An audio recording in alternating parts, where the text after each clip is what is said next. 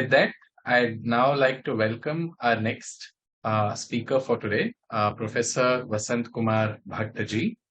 As he sets up his presentation for the presentation, I'll just read out a couple of words. In the meanwhile, Professor Bhatt can share his presentation. Professor Bhatt, he's, as I said, a retired professor from Gujarat University.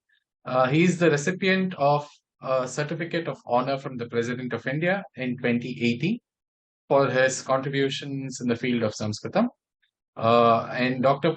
Bhatt self-identifies himself as a perennial student of Sanskrit grammar. He retired, like I said, as the director of School of Languages at Gujarat University, where he was professor of Sanskrit and the head of the Department of Sanskritam. He studied Panini's grammar under the guidance of Pandit Balakrishna Pancholi ji of Varanasi. Dr. Bhatt's areas of research have included the meta rules of Panini's Ashtadhyayi, and his expertise in manuscriptology is highly regarded in the country. He critically edited for the first time the Kashmiri recension of the Abhigyana Shakuntalam from Birchback manuscripts in the Sharada script. Amongst his many translations include those of Rigveda and Nirukta, and that is something that I wanted to mention specifically as part of this symposium. He's the author of 45 books and 150 research articles, and he's been a research guide for 22 PhD candidates, unless that number needs to be updated again. Welcome, Professor Bhatt. Over to you. Thank you very much. Sarvebhyo Namo Namaha.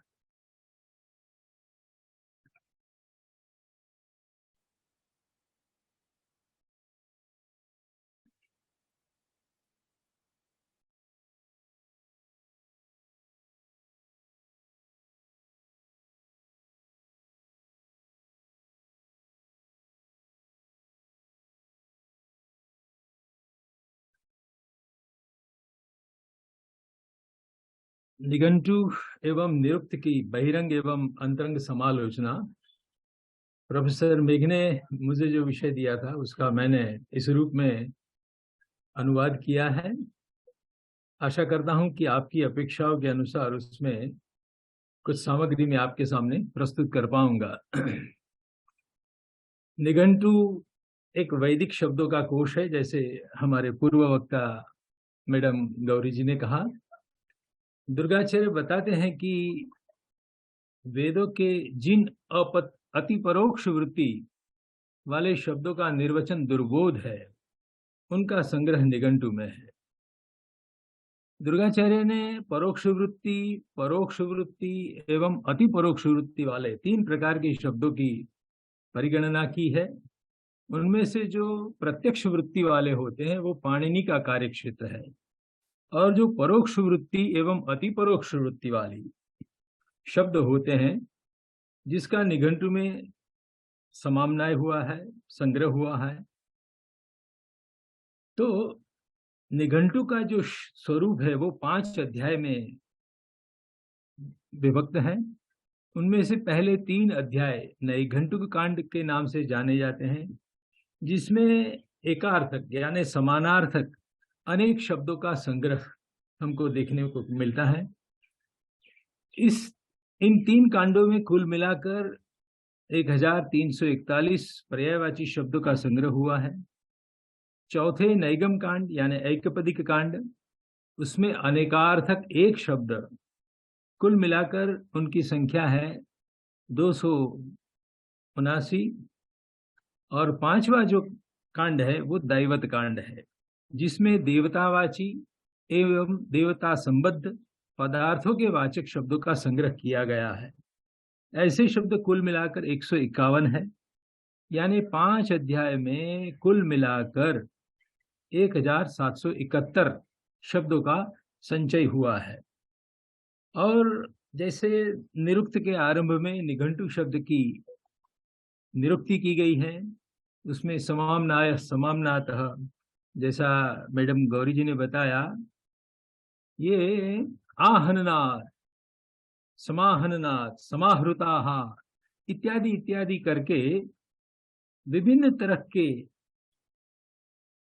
Options देकर निघंटु शब्द को एक कोश के अर्थ में, संग्रह के अर्थ में, कंपाइलेशन के अर्थ में हमको समझाया गया है। इस निघंटु की 3 विशेषताएं हमारे ध्यान पर आ रही है। जैसे कि 4 वेदों का प्रगटीकरण होने के बाद उन वेदों को समझने के लिए षड वेदांग की प्रणीति हुई, लेकिन षड वेदांग में से जो निरुक्त नाम का वेदांग है वो निघंटु पर आधारित है। इसीलिए विश्व का यह प्रथम वैदिक शब्दकोश कहा जाना चाहिए। लेक्सिकोग्राफी का आरंभ यदि कहीं पर देखना है भारत में, तो वो निघंटु को एनालाइज करके हमें देखना चाहिए। उसमें क्लासिफाइड शब्दों का संग्रह है, वर्गीकृत शब्दकोश है, और वह भी सार्थ अर्थेन सहितम, अर्थ का प्रदर्शन करते हुए ये शब्दों का संचय किया गया है। यानी this are the 3 special features of our Nighantu. आगे चलते हैं स्लाइड नंबर 3 पर। तो निघंटु का जो प्रथमदर्शी परिचय हो सकता है वो इस तरह का है कि गौहु, गुमा, जमा, क्षमा, क्षमा इत्यादि करते हुए अदिति, ईड़ा, निरुति, भूहु, भूमि, पूषा, गातु, गोत्रा इति 21 पृथ्वी नामधेयानि। तो समान अर्थ वाले शब्दों का परिगणन करके बाद में अंत में कंक्लूडिंग लाइन में बताते हैं कि ये 21 शब्द पृथ्वी के वाचक है। उसी तरह से विद्युत, नेमिहि, हेतिहि, नमः, पविहि, श्रुकः, वज्रः, अर्कः, कुलिशः, तुंजः, तिग्मः इत्यादि करके बाद में लिखते हैं इति 18 वज्र नामानि। तो दुनिया का ये पहला थिसॉरस भी कहा जा सकता है। एक क्लासिफाइड लिस्ट ऑफ सिनोनिम्स भी हम कह सकते हैं। उसमें एकार्थक अनेक शब्दों का संग्रह भी है। तदुपरांत यह एकार्थक एक तथा देवता संबंधी शब्दों का कोश भी है, जैसे कि जहा, निधा, शिताम, मेहना, दमुना, मुषः, इशिरेण, कुरुतन इत्यादि इत्यादि इति 62 पदानि। तो ये एक एक शब्द का परिगणन है, प्रत्येक शब्द स्वतंत्र है। ऐकपदिक कांड भी उसका चौथे कांड का नाम है, जो एक एक सिंगल वर्ड अनेक अर्थ को धारण करता है, अनेक अर्थ का प्रदर्शन कर सकता है। जैसा मैडम ने बताया, हमको मेहना शब्द के वेरियस मीनिंग हमको दिखाए गए अभी 2 मिनट पहले। और पंचम कांड में यानी दैवत कांड में हम जाते हैं तो वहां अग्नि ही, जात वेदाः, वैश्वानरः इति 3 पदानि। तो अग्नि देवता के वाचक 3 पद का संग्रह यहाँ किया गया है। उसी तरह से इंद्रादि अन्य देवों का भी नाम जो होते हैं उनका यहाँ लिस्टिंग किया गया है। आगे बढ़ते हैं। अब निरुक्त का निघंटु के साथ जो संबंध है वो किस तरह का संबंध है? तो 6 अध्यायों में निरुक्त का हम विभाजन कर ले, कुल मिलाकर 12 अध्याय है। 13वां और 14वां अध्याय भी मिलता है, लेकिन वीके राजवाड़े सर ने उसको इंटरपोलेटेड प्रक्षिप्त घोषित किए हैं। यानी 12 अध्याय वो मान्य टेक्सुअल क्रिटिसिज्म की दृष्टि से हैं। तो उनमें से प्रथम अध्याय पूरा और दूसरे अध्याय का प्रथम पाद, इनमें निरुक्त की कुछ प्रस्तावना के रूप में वेरियस टॉपिक्स को कवर किए गए हैं कि निरुक्त अधिकारी कौन है, निरुक्त का प्रयोजन क्या है, मंत्र सार्थक है या नहीं, पदों के प्रकार कितने हैं, चत्वारी पद जातानि, उपसर्ग सार्थक हो सकते हैं या नहीं होते हैं, उपसर्ग द्योतक है या वाचक है। ऐसी एक पूर्व भूमिका बनाने वाली वेरियस टॉपिक्स की चर्चाएं वहां प्राप्त होती है। और उसके बाद द्वितीय अध्याय के द्वितीय पाद से लेकर संपूर्ण तीसरे अध्याय में निघंटु के प्रथम 3 कांडों में संग्रहित शब्दों की निरुक्तियां बताई गई है। तत्पश्चात चौथे, 5वें और 6ठा जो अध्याय है निरुक्त का, उसमें निघंटु के चौथे कांड के प्रथम पाद, द्वितीय पाद और तृतीय पाद में आए ऐकपदिक कांड के शब्दों का निर्वचन किया गया है। तो ये पहले 6 अध्याय का पूर्व षट बनता है, और अंत में जो 7 से लेकर 12 अध्याय है वो उत्तर षटक कहा जाता है। 7, 8, 9, 10, 11, 12।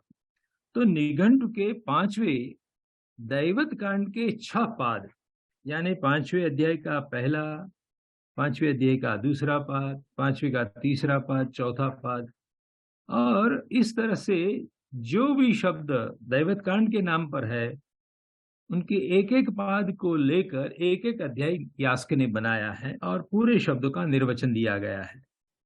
तो यास्क ने निघंटु के कुल 1771 शब्दों में से केवल पसंद करके, चुन करके, सिलेक्ट करके 660 शब्दों पर निरुक्त भाष्य लिखा है, तथा अवशिष्ट रहे 1111 शब्दों का निर्वचन यास्क ने नहीं दिया है। ये हमारे लिए एक नोटेबल थिंग है। उसका क्या करना है देखते हैं। स्लाइड नंबर 5 पर चलते हैं। तो देवराज यजवन नाम के एक कमेंटेटर आए 14वीं शताब्दी 13वीं शताब्दी के आसपास, जिन्होंने संपूर्ण निघंटु के प्रत्येक शब्द पर व्याख्या लिखी है। और इस देवराज यजवन की कमेंट्री को भी हम निरुक्त कहेंगे। जैसा मैडम ने बताया हमको कि एकैकस्य पदस्य संभाविता अवयवार्थाः यत्र निशेषेण उच्यन्ते तदपि निरुक्तम। तो ये जो व्याख्या है वो देवराज यजवन की कमेंट्री को लागू हो सकती है, कि जिसमें निघंटु को ही शब्द को लेकर जो यास्क ने छोड़ दिए थे शब्द, उनको कवर करते हुए देवराज यजवन ने कमेंट्री लिखी है। तो यास्क ने तो केवल 660 का चयन किया, और उन 660 शब्दों का निर्वचन देते समय जो उदाहरण के रूप में अन्य मंत्रों का उद्धरण दिया, निगम दिए, उनमें आए हुए अन्य शब्दों का भी समावेश कर लिया, उनका भी निर्वचन दे दिया। तो ऐसे शब्द 638 है। यानी कुल मिलाकर यास्क ने अपने 12 अध्याय में 1298 शब्दों पर निरुक्त लिखा है, किंतु निघंटु के जो अवशिष्ट रहे 1111 शब्द है वो तो अव्याख्यात ही रह गए थे। अतः देवराज यजवन ने पूरे निघंटु पर व्याख्यान प्रस्तुत कर दिया, जो गुरुमंडल संस्कृत ग्रंथमाला, संपादक है मनस सुखराय मोर, कोलकाता से वो निकला हुआ है, और विक्रम संवत 2009 में उसका, यानी ईसा की दृष्टि से 1953 में उसका प्रकाशन हुआ था। आज से 70 वर्ष पहले हुआ था। तो देवराज की जो व्याख्या है उसके कुछ उदाहरण आपको दिखाना मैं चाहता हूं। जैसे कि अध्वरम एक नपुंसकलिंग शब्द लिया है। अध्वरः यदि पुल्लिंग होता है तो यज्ञवाचक होता है, लेकिन निघंटुकार ने निघंटु में एक अध्वरम ऐसा नपुंसकलिंग शब्द भी रखा है, जो शब्द यास्क ने नहीं चर्चित किया, यास्क ने उसको ओमिट कर दिया। तो देवराज यजवन उस पर लिखते हैं, अध्वानम मार्गम राति ददाति स्वस्मिन गच्छताम पक्षादिनाम। अब ये देखिए आप, अध्वर शब्द नपुंसकलिंग जब होता है तो अंतरिक्ष का वाचक है। अंतरिक्ष नामों की जो यादी है, जो लिस्टिंग है, उसमें एक अध्वरम शब्द लिखा है, यानी अंतरिक्ष का ये पर्यायवाची शब्द है। तो अंतरिक्ष अर्थ में उसको घटित करने के लिए ऐसा व्याख्यान बनाया देवराज यजवन ने, कि पक्षी इत्यादि को अपने अवकाश में गमन करने के लिए जो मार्ग प्रदान करता है वो अध्वरम यानी अंतरिक्षम। इस तरह से उन्होंने व्याख्यान किया, और यास्क की स्टाइल पर एक निगम भी प्रस्तुत कर दिया कि नपुंसकलिंग में अंतरिक्ष का वाचक हो, ऐसा ये मंत्र भी आपको ऋग्वेद में उपलब्ध हो रहा है। शीशु क्रीडंतो परियातो अध्वरम इति निगमः। आगे भी लिखते हैं, अध्वरम यज्ञम इति स्कंद स्वामी व्याख्याति तदा निगमो अन्वेषणीय। कुछ अपोज, कुछ चिंत्य बात भी लिख दी कि जब स्कंद स्वामी ने निरुक्त पर व्याख्या लिखी तो उन्होंने एक स्थान पर अध्वरम जो नपुंसकलिंग शब्द है उसका अर्थ यज्ञ बताया है। तो हो सकता है ऐसा कुछ व्याख्यान कर सकते हैं, लेकिन इस अर्थ में, यज्ञ अर्थ में कोई मंत्र में उसका प्रयोग हो वो अभी हमें खोजना बाकी है। यानी इट हैज नो अटेस्टेशन इन वैदिक रुचा। ऋग्वेद के मंत्रों में ऐसा कोई संदर्भ नहीं मिलता है। हाँ, अंतरिक्षवाचक अध्वरम है, लेकिन अध्वर शब्द नपुंसकलिंग भी हो और यज्ञ का भी वाचक हो, ऐसा शब्द कोई मंत्र में कहीं दिखाई नहीं पड़ता है। किसको? देवराज यज्वन को। इसीलिए लिखते हैं इति अन्वेषणीय। उसी तरह से नदी नामानि सप्तत्रिंशत्, निघंटु में 27 नाम है नदी के वाचक। उसमें एक विशिष्ट शब्द है रोध चक्राह, जो कहीं पर भी यास्क ने नहीं बताया है, यास्क ने उसको छोड़ दिया। इस 27 नामों में से केवल यास्क ने तो नदी शब्द एक ही लिया है, नदनाथ नदी ही, लेकिन रोध चक्राह एक शब्द है। उसका व्याख्यान करते हुए देवराजन ने लिखा रोधस्य निरोधस्य करणम कृति ही आसाम इति रोध चक्राह। जो अवरोध पैदा करती है, जो नदियां अवरोध पैदा करती है, उसको रोध चक्राह कहते हैं। नद्यो वृष्ट्या प्राणिनाम स्वैर संचरण निरोधकारिणः। नदी कैसी होती है, नदियां कैसी होती है? तो वर्षा काल में प्राणियों के स्वैर संचार पर जो अवरोध डालती है, ऑब्स्टिकल्स पैदा करती हैं, वो नदियां होती है। यद्वा रोधः तीरम, रोध शब्द का, रोधस नपुंसकलिंग शब्द, तो रोधस शब्द का अर्थ होता है तीर, तट। तस्य करणम निर्माणम आसाम, अर्थात तीरवत्यो नद्यः। नदियां जो होती हैं वो जमीन के अंदर, पृथ्वी के अंदर घुसकर एक अपना मार्ग, कुल्या बनाती है। पास पास में बड़ी बड़ी चट्टानें होती हैं, बीच में से गंगा जी निकलती हैं, तो वो दो तटों का, रोधस का निर्माण करने वाली होती हैं। तो चक्रम में से क्रू धातु करोति अर्थ वाला लिया और बताया कि रोध तीरम करोति, या सा रोध चक्रा नदी, इस अर्थ में वो एक्सप्लेन करते हैं। और बाद में उसका एक विनियोग जहां हुआ है ऐसा निगम भी दिखाते हैं। समुद्रम न स्रवतो रोध चक्राः, जैसे नदियां समुद्र की तरफ बहकर चली जाती है, श्रवण करती हैं, सरती स्रवतः, ऐसा करके एक निगम यानी मंत्र भी प्रदर्शित किया है, उसका अटेस्टेशन दिया है कि मैं जो अर्थ बता रहा हूं उस अर्थ वाला ये मंत्र देख लीजिए आप। तो इस तरह से यास्क ने जो निघंटु में से केवल 660 शब्द लिए थे और अवशिष्ट 1111 शब्द रह जाते थे। यदि किसी के मन में उसको पढ़ने की जिज्ञासा हो तो उसकी संपूर्ति करने के लिए देवराज यज्वन ने एक्सक्लूसिव एक कमेंट्री लिखी है, जो गुरुमंडल संस्कृत ग्रंथमाला से कोलकाता से प्रकाशित है और संपादक मनसुखराय मोर ने उसका कार्य किया है। तो ये एक विशेष ज्ञातव्य बिंदु था, इसीलिए उसको साथ में लिया। और जैसे मैडम ने बताया कि ये भी एक निरुक्ति ही है अपने आप में। हम व्याख्या नाम देते हैं, लेकिन व्याख्या इटसेल्फ इज ए निरुक्त। तो निघंटु को क्यों वेदांग नहीं कहते हैं? अब प्रश्न ये होगा, मैडम ने तो अभी बताया 2 मिनट पहले कि निघंटु भी निरुक्त है, ठीक है। तो निघंटु यदि वैदिक शब्दों का एक कोश है और निरुक्त उन शब्दों का निर्वचन देता है, अर्थात पहला ग्रंथ व्याख्येय है, निघंटु जो है वो व्याख्येय है, और दूसरा यानी निरुक्त जो ग्रंथ है वो व्याख्या है, उस पर लिखा गया भाष्य है। यहां पर कुछ लोग कहते हैं कि निरुक्त यदि निघंटु पर लिखा गया भाष्य है तो परंपरा में निघंटु को ही वेदांग क्यों नहीं कहा जाता है? वेदांग में शिक्षा, कल्प, ज्योतिष, निरुक्त, व्याकरण इत्यादि लिखा है, तो वहां पर निरुक्त न लिखकर निघंटु लिखना चाहिए। ऐसा भी कोई पूर्व पक्षी ने बात प्रस्तुत की है कि भाई मूल ग्रंथ को पकड़ो, व्याख्या ग्रंथ को, भाष्य ग्रंथ को छोड़ दीजिए, यानी निघंटु का ही वेदांगों में, 6 वेदांगों में परिगणन होना चाहिए। तो उसका समाधान ये है कि निघंटु वैदिक शब्दों का कोश है तो वह वेद से अभिन्न ही मानना होगा। दुर्गाचार्य लिखते हैं कि सैषा छंदो अवयव भूता छंदो धर्मिण्येव यथा यूथापत्रस्ता गौर गौ धर्मेव भवति।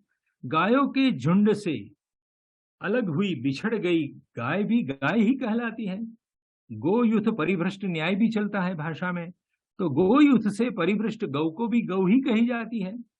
यानी मंत्र संहिताओं से चुन चुन कर जो निघंटु का समाम्नाय बनाया है, वह निघंटु तो साक्षात वेद ही है। सारांशतः निघंटु का गौरव तो निरुक्त से भी अधिक है। अतः उसको वेदांग में यदि हम गिनेंगे तो उसको हम अंडरमाइन करेंगे, उसको निम्न कोटि पर ले आएंगे। अतः निघंटु और निरुक्त के बीच में जो संबंध निर्धारित होता है वह दुर्गाचार्य के मत से वेद एवं उसका भाष्य यानी व्याख्या ग्रंथ कहा जाएगा। ठीक है, आगे बढ़ते हैं। स्लाइड 7। निघंटु के संग्रहकर्ता के विषय में यास्क का क्या अभिप्राय है? ये निघंटु का संग्रहण किसने किया? कंपाइलेशन किसका है? कर्तृत्व किसको दिया जाए? परंपरा में कश्यप को कहा जाता है, अनेक ऋषियों को भी कहा जाता है, लेकिन यास्क हिमसेल्फ कुछ कह रहा है। उपलब्ध जो यास्क का ग्रंथ है निरुक्त, उस टेक्स्ट में क्या लिखा है? दो स्थान पर एक बात आती है।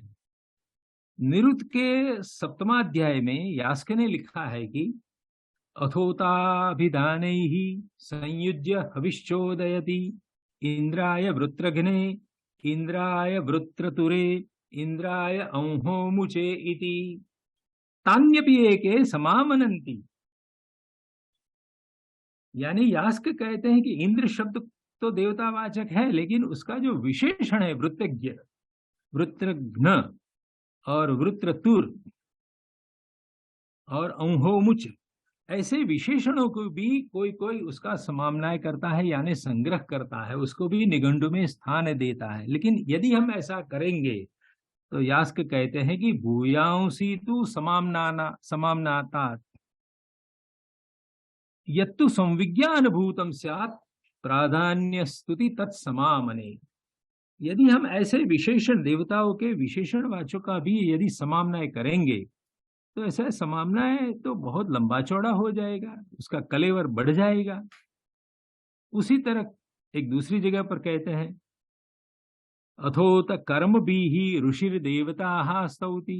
कर्मों के आधार पर ऋषि लोग देवताओं की स्तुति करते हैं, जैसे कि वृत्रहा पुरंदर इति। तो ये शब्द जो है वृत्र का हनन करने वाला, नगरों को, किल्लाओं को, फोर्ट्स को तोड़ने वाला, पुरंदर धारयति क्रियापद। तो तान्यपि एके समामनन्ति भूयांसी तु समाम्नातात् व्यंजन मात्रम तु तत्तस्याभिधानस्य भवति। अरे कहते हैं कि भाई ऐसे शब्दों का भी, विशेषणवाचक शब्दों का भी कोई कोई लोग समाम्नाय कर देते हैं, संग्रह कर लेते हैं, लेकिन ये तो व्यंजन मात्र है, यानी विशेषण भूत शब्द ही है, वो स्वतंत्र देवता नहीं है। जैसे कि एक लौकिक उदाहरण देते हैं, यथा ब्राह्मणाय बुभुक्षिताय ओदनम देहि। भूखे ब्राह्मण को चावल दिया जाए। स्नाताय अनुलेपनम, जिसने स्नान कर लिया है उसको अंगराग दीजिए। पिपासते पानीयमिति, जो तृषातुर व्यक्ति है उसको पीने का पानी दीजिए। तो यहाँ पिपासते, स्नाताय, बुभुक्षिताय, ये सारे ब्राह्मण के विशेषण हैं। तो उसको यदि हम स्वतंत्र एक एंटिटी के रूप में परिगणन करेंगे तो हमारा समाम्नाय बहुत बड़ा हो जाएगा। इसलिए यास्क कैसे कहते हैं कि मैं नहीं, ना हम तत्समामने, मैं उसका संग्रह नहीं करूंगा। तो ऐसी जो चर्चा निरुक्त में प्राप्त होती है उसका निष्कर्ष यह निकलता है कि जहां जिन देवताओं के की वेदों में प्राधान्य स्तुति की गई होगी एवं जो देवताओं के रूढ़ नाम प्रचलन में आए होंगे उन्हीं का मैं यानी यास्क संग्रह करूंगा। दूसरे शब्दों का, विशेषणवाचक शब्दों का संग्रह मैं नहीं करूंगा। हो सकता है कि यास्क ने ही प्रस्तुत यानी उपलब्ध अथवा किसी अन्य निघंटु का संग्रह किया हो। आज हमारे पास कोई उसका प्रमाण नहीं है कि वर्तमान काल में उपलब्ध हो रहा निघंटु को यास्क का बनाया हुआ है व्यास ने उसी पर व्याख्यान किया है या नहीं, ये हम इसीलिए तय नहीं कर पा सकते हैं। जैसे मैंने अभी बताया आपको कि वर्तमान निघंटु के जो 1771 शब्द हैं, उनमें से यास्क ने केवल 660 शब्द ही लिए हैं, उस पर ये व्याख्या लिखी है। तो ये भी एक गवेषणीय बिंदु है कि वर्तमान में उपलब्ध हो रहा निघंटु किसका है, यास्क का है या कोई दूसरे व्यक्ति का। आगे बढ़ते हैं। अब जो क्रुशियल पॉइंट की ओर हमें जाना चाहिए विशेष रूप से कि भाई व्युत्पत्ति एवं निरुक्ति का भेद क्या है। What is the difference between this etymology, grammatical operation, derivation और ये निरुक्त यानी निर्वचन, उसकी भेदक रेखा क्या है। तो कुछ विद्वान कहते हैं कि भाई ये जो है वैदिक शब्दों का अर्थ बताने के लिए निरुक्त लिखा गया है, किंतु यह मत अंत प्रमाणों से विरुद्ध जा रहा है। ये बहुत बड़ी एक, मैं जरा परंपरा से हटकर कुछ बात कहना चाहता हूं आज, कि कुछ विद्वान ऐसा जब बोलते हैं कि वैदिक शब्दों के अर्थ खोजने के लिए, बताने के लिए, डिसाइफर करने के लिए निरुक्त लिखा गया है, तो यह मत अंत प्रमाणों से यानी the text, given text, available text of Nirukta, उसके आंतरिक प्रमाणों से ये बात विरुद्ध जा रही है। जैसे कि निघंटु में सर्वत्र इति एकविंशति पृथ्वी नामधेयानि, इति षोडश हिरण्य नामानि इत्यादि जो पंक्तियां लिखी हैं, तो वहां पर तो प्रकट रूप से अर्थ का प्रदर्शन किया ही गया है। मतलब कि एक निघंटुकार ने एक कोशकार के रूप में, लेक्सिकोग्राफर के रूप में सभी शब्दों के अर्थ तो लिखे ही है। अतः निरुक्त का प्रयोजन इन अति परोक्ष श्रुति वाले शब्दों का निर्वचन प्रस्तुत करना ही है, यानी अर्थ प्रदर्शनीय निर्वचन। तो प्रश्न होगा कि निर्वचन शब्द का व्युत्पत्ति जन्य अर्थ क्या है, निर्वचन शब्द से क्या अर्थ निकलता है। अथवा तो मेरे प्रश्न को दूसरी तरह से मैं जरा डिजाइन करूं कि पाणिनि की व्युत्पत्ति एवं यास्क के निर्वचन में क्या अंतर है, वो हमें सोचना चाहिए। जैसे कि प्रकृति प्लस प्रत्यय यानी प्रातिपदिक एवं सुप्रत्यय, या धातु रूपा प्रकृति ले लीजिए और तिंग प्रत्यय ले लीजिए, तो उन दोनों के समागम से पद सिद्धि होती है या वाक्य सिद्धि होती है। सा एषा व्युत्पत्ति ही विशेषण उत्पत्ति ही इति व्युत्पत्ति ही, जो पाणिनि का कार्यक्षेत्र है, पाणिनि की प्रक्रिया का स्वरूप है। और जो निर्वचन शब्द है या निरुक्त शब्द है, उसकी व्युत्पत्ति तो ऐसी होती है, उसका ग्रामेटिकल ऑपरेशन किया जाता है इस रूप में कि निशेषेण वचनम इति निर्वचनम, फुल्ली एक्सप्लेन्ड ऐसा होता है। निशेषेण उक्तिर निरुक्ति ही, निशेषेण उक्तम इति निरुक्तम, यानी फुल्ली एक्सप्लेन्ड, उस अर्थ में निर्वचन शब्द का प्रयोग यास्क ने किया है। तो there is a subtle difference between व्युत्पत्ति एंड निर्वचन। वो क्या है वो मैं आज बताने की कोशिश करूंगा। नेक्स्ट,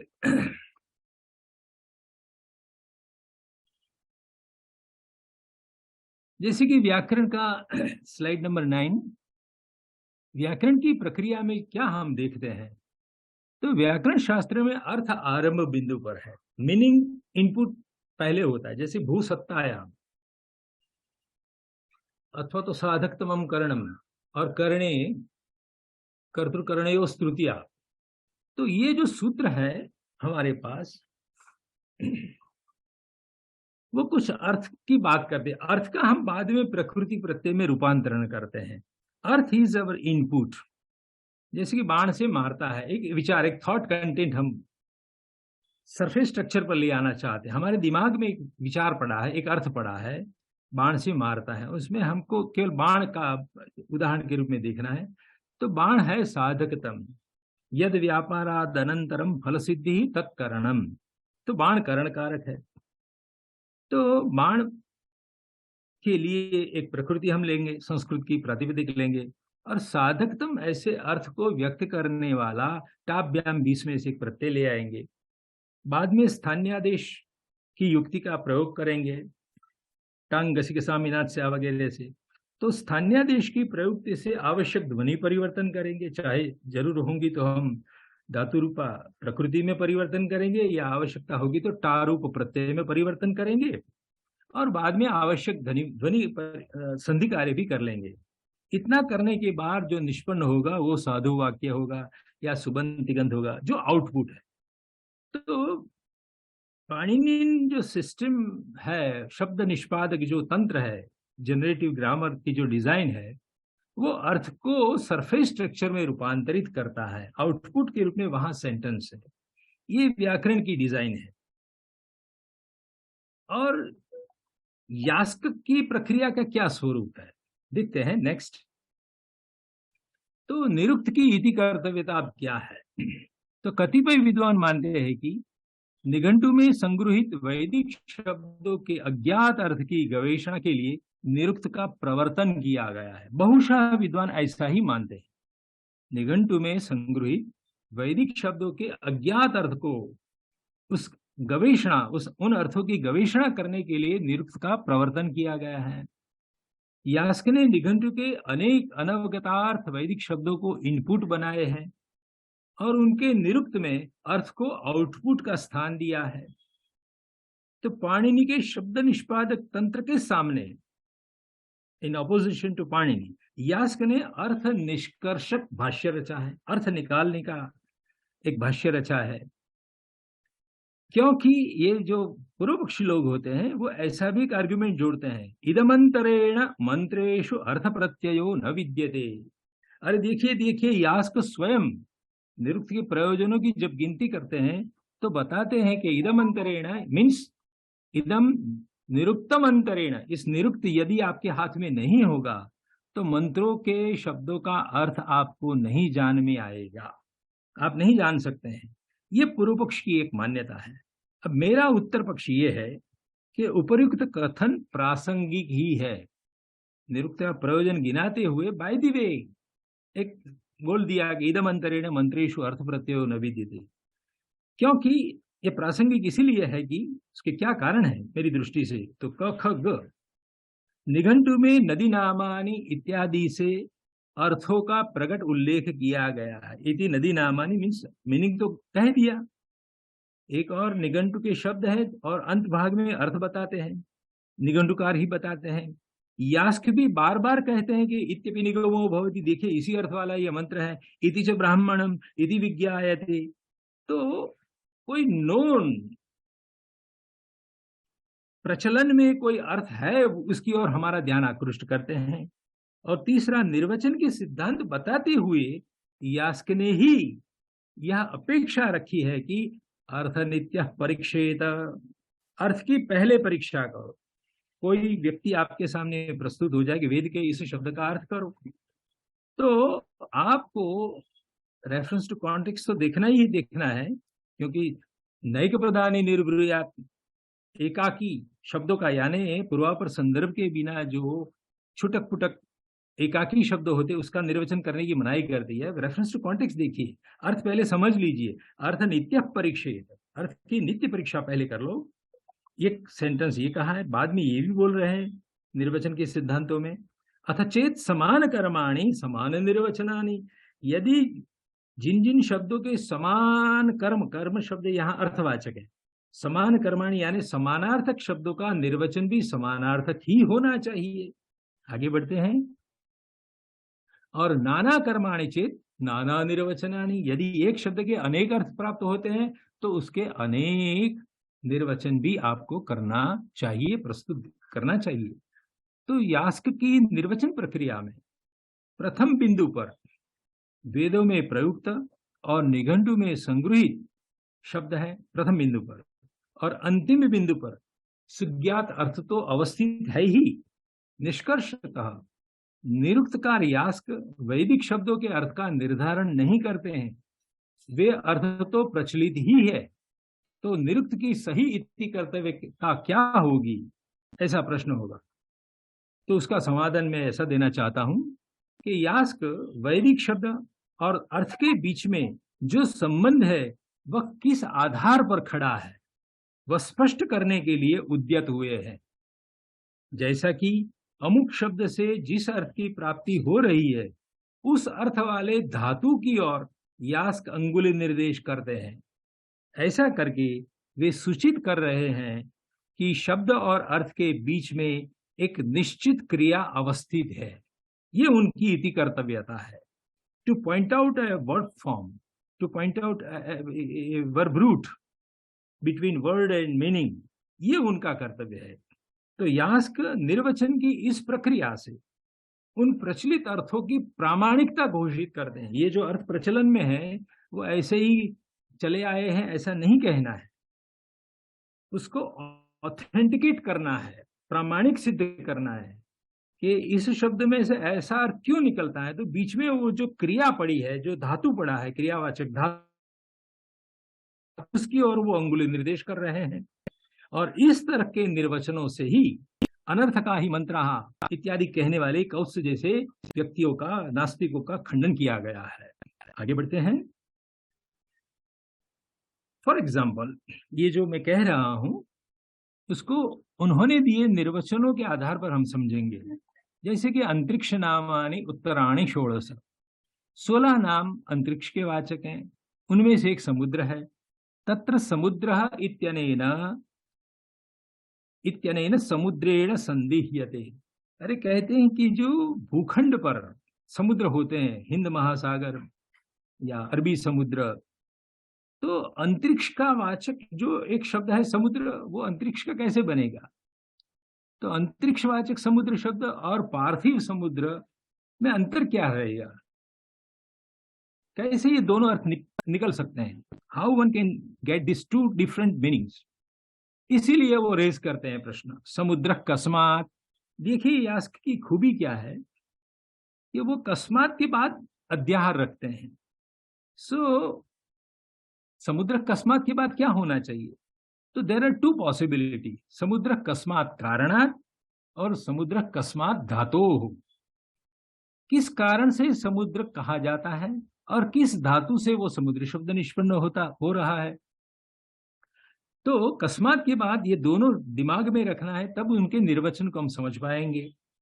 तो समुद्र कस्मात सम उद द्रवंती अस्माद आपः, जहां से पानी गिरता है, ऊपर के समुद्र से यानी ऊपर के अंतरिक्ष से नीचे पृथ्वी पर जल वर्षण होता है। सम उद द्रवंती अस्माद स्थानात यानी अंतरिक्ष स्थानात आपः द्रवंती, नीचे पानी गिरता है, वो अंतरिक्ष है, उस अंतरिक्ष को भी समुद्र कहा जाएगा।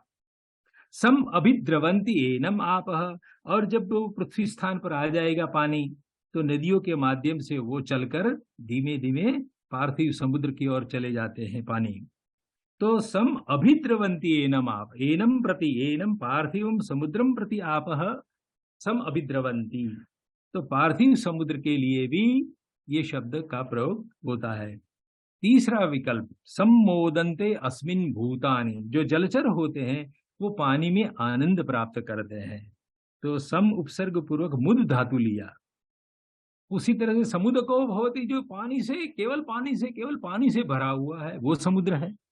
सम प्लस उदक, समुन्नति वा सतः, उसके किनारे पर समुद्र के तट पर यदि आप खड़े रहेंगे तो अवश्य भीग जाएंगे। उन्दी क्लेदने धातु। तो ये सारे जो दूसरा, तीसरा, चौथा और पांचवा विकल्प दिया है वो पार्थिव समुद्र को एक्सप्लेन करने के लिए है।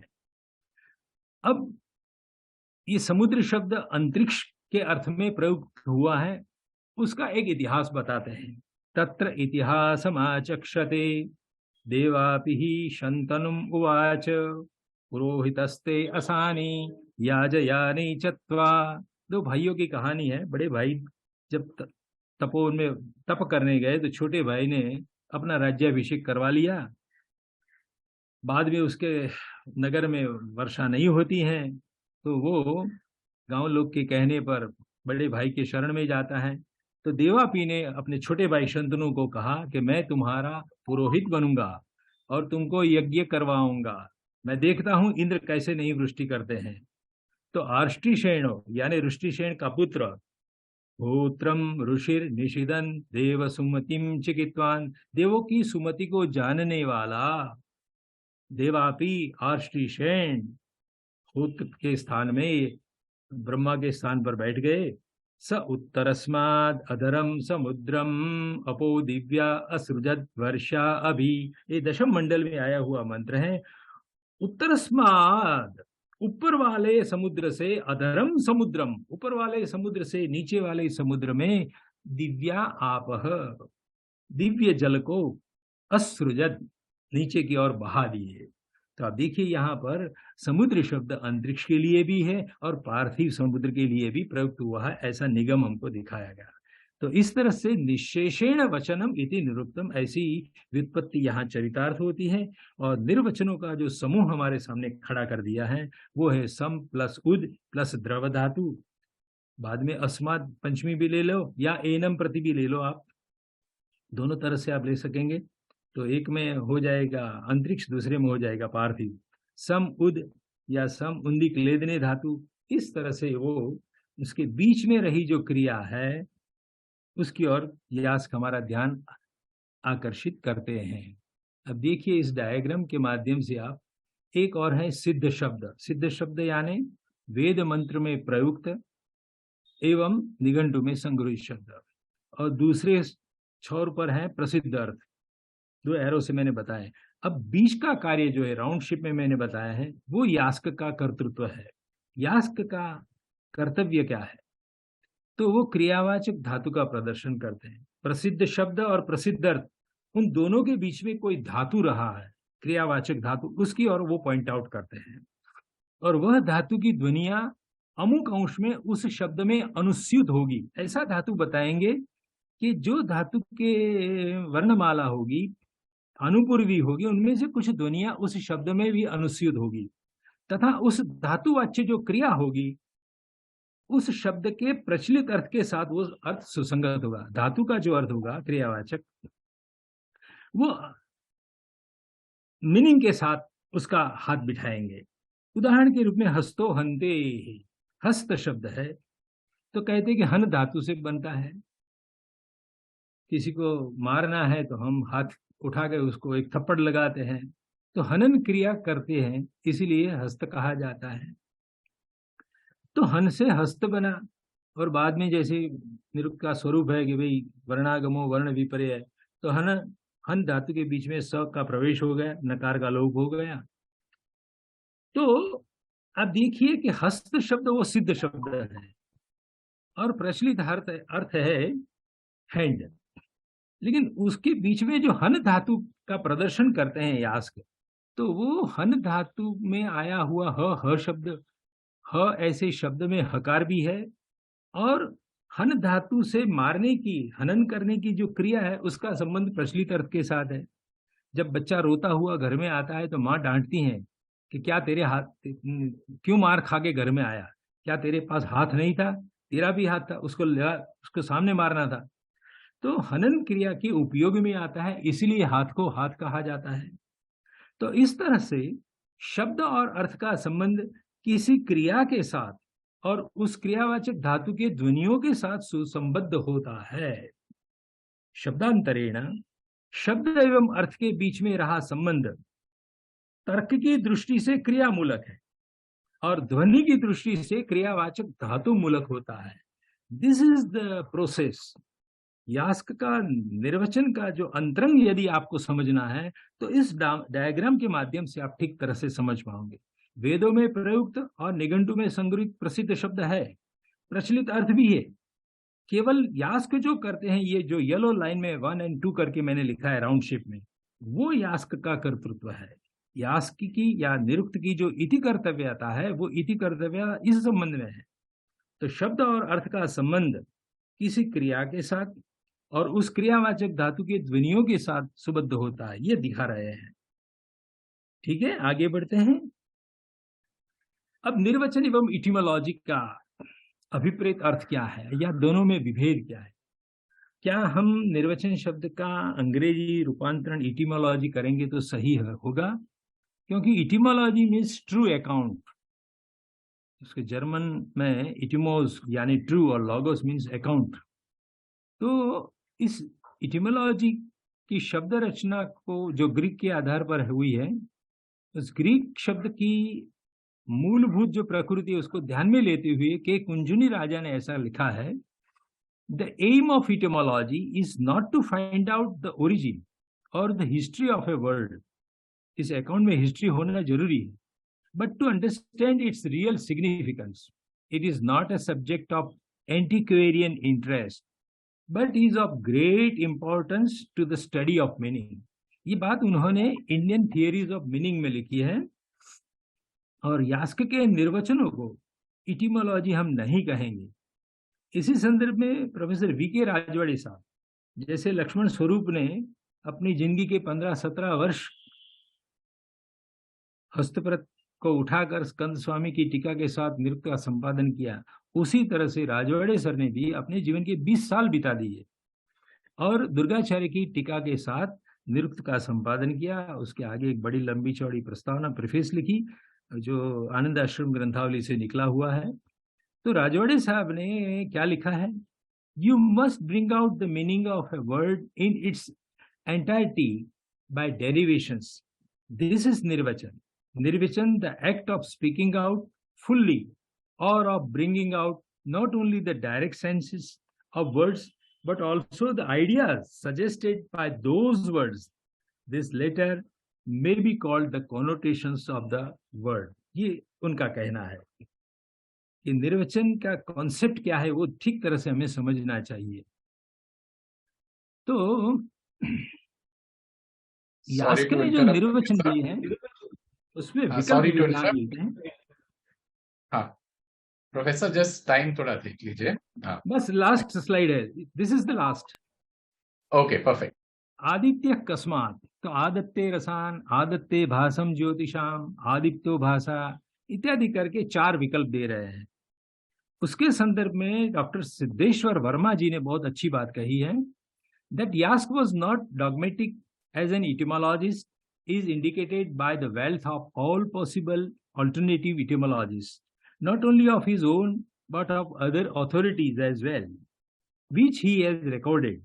In this tendency, one may read the spirit of a genuine scientist, especially in a speculative science, as etymology of that age was bound to be, where doubtful cases were likely to be many. A wide representation of the subject was, on the whole, a commendable step taken by Yask. तो इस तरह से उन्होंने ये बात कही है, और नृत्य का जो विशेष प्रदान है वो देव शास्त्र है, लेकिन समय के अभाव में हम नहीं कहते हैं। इति दिख, इतने सारे नैरुक्त संप्रदाय, ऐतिहासिकों के मत, याज्ञनिकों के मत, परिव्राजकों के मत, ये सारा थियोलॉजी, वैदिक थियोलॉजी का भी उन्होंने निरूपण किया है। ये यास्क का स्पेशल कंट्रीब्यूशन माना जाना चाहिए। निरुक्त का जो विशेष एक प्रयोजन है, निर्वचन देने के साथ साथ एक दूसरा जो प्रयोजन है वो वैदिक देवता शास्त्र है। तो निघंटु के 5म अध्याय को दैवत कांड कहा है। इसमें देवताओं, वैदिक देवताओं के की संख्या क्या है, उनके स्थान क्या है, संबद्ध छंद, कौन से छंद का संबंध किस देवता के साथ है, देवता से जुड़े पदार्थ कौन है, क्या अश्व है, वज्र है इत्यादि, और यज्ञादि से जुड़े शब्दों का निर्वचन किया है। प्रासंगिकतया देवताओं की संख्या, अनादिष्ट देवता वाले मंत्र, देवता पुरुषविद है या अपुरुषविद है या उभयविद है इत्यादि की चर्चाएं प्राप्त होती है।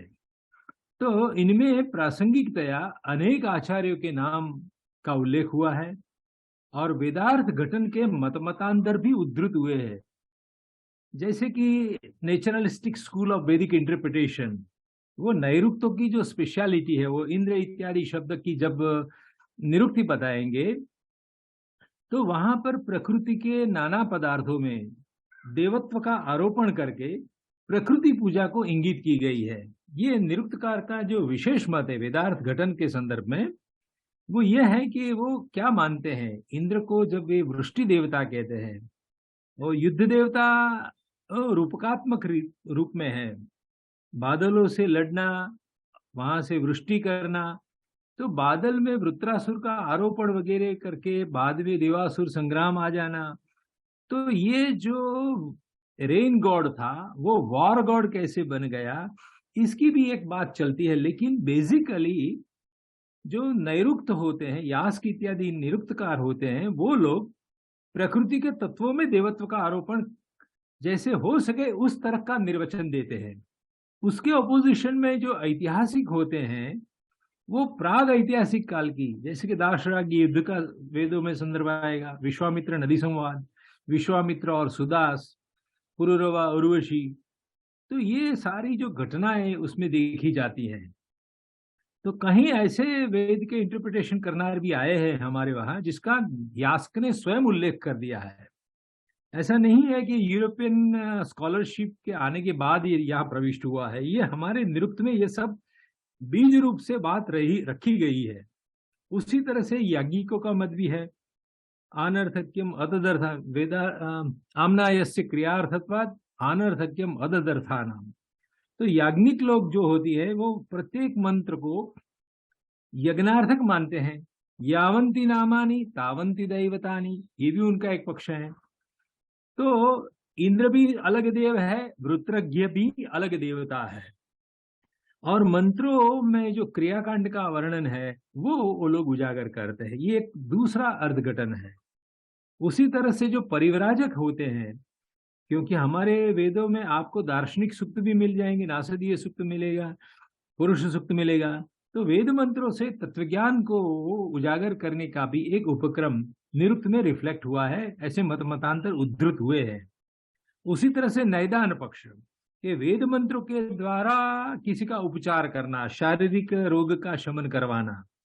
तो आयुर्वेद परक जो अर्धघटन की बात चली है, जो आयुर्वेद में बाद में विस्तार से सुश्रुत और चरक इत्यादि में देखी जाती है, तो ये सारे जो वैदिक थियोलॉजी है और थियोलॉजी के साथ साथ जुड़े डिफरेंट इंटरप्रिटर्स जो है वो सब निरुक्तकार ने उद्धृत किए हैं। वो एक बड़ी उनकी हमको देन है, और उसके आधार पर हम वेद को देख पाएंगे। वेद को किसी एक रूप में हम इंटरप्रिट नहीं कर पाएंगे। तो निरुक्तकार की जब बात करते हैं तो उत्तर षटक के 6 अध्यायों को हम नजरअंदाज नहीं कर सकते हैं। हम उसके प्रति गजनिमिलिका न्याय से नहीं देख सकते हैं। उसको देखने के बाद ही यास्क का क्या कंट्रीब्यूशन है वो हम समझ पाएंगे। इतना कह के मेरी वाणी को विराम देता हूं। तो दिस इज ऑल। आप सबने मुझे सुना, इसलिए आप सबका आधार। धन्यवादाः सर्वेभ्यः। What a wonderful presentation, Professor Bhatt. That was so very well structured. You also brought out what you think are key aspects that we need to really carefully look at when we are thinking about what really is Yaskacharya trying to do, and how we should not reduce it to convenient words, but to really analyze it in a much greater detail before characterizing him as etymologist or something like that. I think this presentation actually complements some of your other talks which you have already presented on the Nirukta. You have brought in some new dimensions in this presentation instead of repeating it. I have seen your previous presentations fully. I really appreciate the effort that you have put in to make sure that this actually builds a corpus of your views on this topic. Thank you so much. Thank you for making time, and thank you for joining us and sharing your scholarly inputs in this topic.